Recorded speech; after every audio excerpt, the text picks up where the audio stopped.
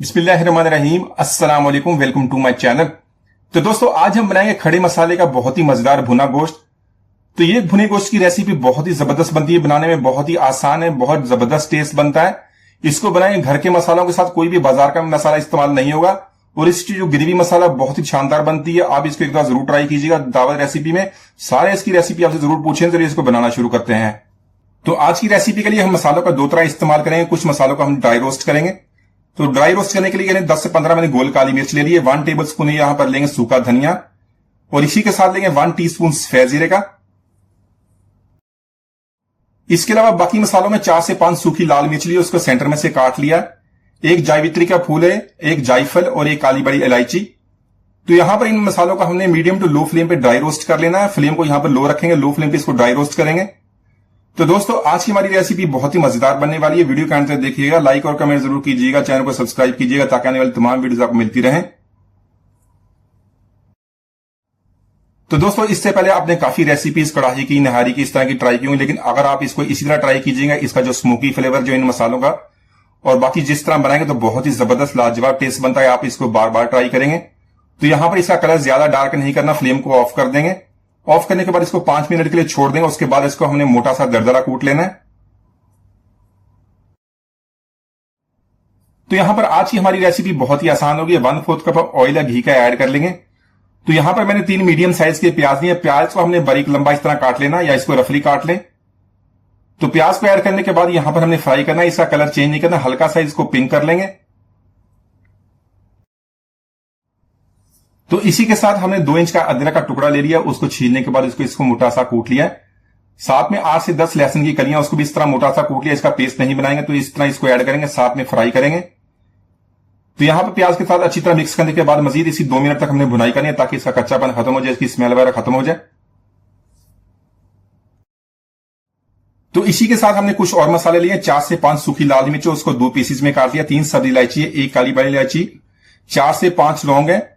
इसके अलावा तेजपात है, जावित्री है, और साथ में हमने 2 दालचीनी के टुकड़े ले लिए, तो ये इसके अंदर ऐड करेंगे। तो यहां पर इन मसालों को अच्छी तरह मिक्स करने के बाद मजीद 2 मिनट तक फ्राई कर लेंगे, ताकि इनकी जो टेस्ट है, इनकी जो खुशबू अच्छी तरह प्याज के साथ मिक्स हो जाए। तो यहां पर देख लें, प्याज को हमने इतना ही फ्राई करना है, इससे ज्यादा इसको डार्क नहीं करेंगे। तो आज की रेसिपी के लिए मैंने मटन का इस्तेमाल किया। आप इसको बीफ में भी बना सकते हैं, इसके अलावा चिकन में भी बना सकते हैं। तो मैंने यहां पर 700 ग्राम मटन लिया। मटन को ऐड करने के बाद इसको प्याज के साथ अच्छी तरह मिक्स करेंगे और इसको 2 से 3 मिनट तक फ्राई कर लेंगे, ताकि जो इसका कलर चेंज हो जाए। तो आज की रेसिपी में हमारे प्याज का ज्यादा इस्तेमाल होगा, इसमें टमाटर का इस्तेमाल नहीं होगा। तो जो टेस्ट है इसका बहुत ही लाजवाब बनेगा। इसको यहां पर हमने अच्छी तरह मिक्स करना है। फ्लेम को हाई करेंगे, हाई फ्लेम पे 2 से 3 मिनट तक इसको इसी तरह हम फ्राई कर लेंगे, ताकि इसका जो कलर चेंज हो जाए।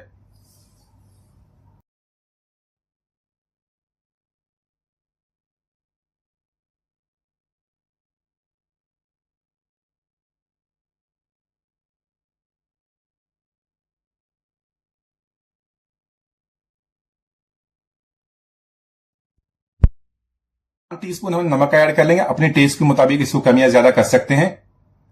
साथ में 1 टीस्पून में कुटी हुई लाल मिर्च और ½ टीस्पून लेंगे हल्दी का। तो यहां पर इन मसालों को बहुत अच्छी तरह मिक्स कर लेंगे। 1 से 2 मिनट तक मजीद इसकी भुनाई करेंगे। तो यहां पर हमने ½ कप दही का ले लिया। दही थोड़ा सा खट्टा है, क्योंकि इसके अंदर टमाटर का इस्तेमाल नहीं कर रहे। तो अगर आपके पास खट्टा दही नहीं है तो नॉर्मल दही भी इस्तेमाल कर सकते हैं। उसके बाद इसमें थोड़ा सा लेमन इस्तेमाल करें, जिससे इसका टेस्ट और भी बढ़ जाएगा। तो यहां पर दही को अच्छी तरह मिक्स कर लेंगे। इसको 2 से 3 मिनट तक इसकी अच्छी तरह भुनाई कर लेंगे।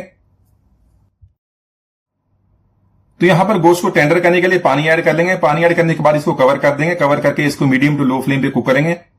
तो इसको इतना कुक करना है जो गोश्त हमारा टेंडर हो जाए। इसके अलावा आप प्रेशर कुकर का भी इस्तेमाल कर सकते हैं, जिससे रेसिपी और भी आसान हो जाएगी, बहुत ही जल्दी में बन जाएगी। तो यहां पर गोश्त को हमने गला लिया। इसको मैंने एक दफा चेक कर लिया था। तो अभी इसके अंदर थोड़ा सा पानी है, इसको थोड़ा सा ड्राई कर लेंगे। ज्यादा हम इसको ड्राई नहीं करेंगे, क्योंकि इसके अंदर जो ग्रेवी वो बहुत ही जबरदस्त टेस्ट बनती है, इसलिए थोड़ा सा पानी छोड़ देंगे। तो इसी के साथ जो मसाला हमने ड्राई रोस्ट किया हो इसके अंदर ऐड कर लेंगे। तो मसाला ऐड करने के बाद इसको अच्छी तरह मिक्स कर लेंगे। तो इसी के साथ 1 छोटा चम्मच हमने देसी घी का ऐड कर लेना है। इसको अच्छी तरह मिक्स करने के बाद 3 से 4 मिनट तक बहुत अच्छी तरह इसकी भुनाई कर लेंगे। तो अगर आपने जो गोश्त इसके अंदर इस्तेमाल किया उसके अंदर ऑलरेडी फैट है, तो ये ऐड करने की जरूरत नहीं है।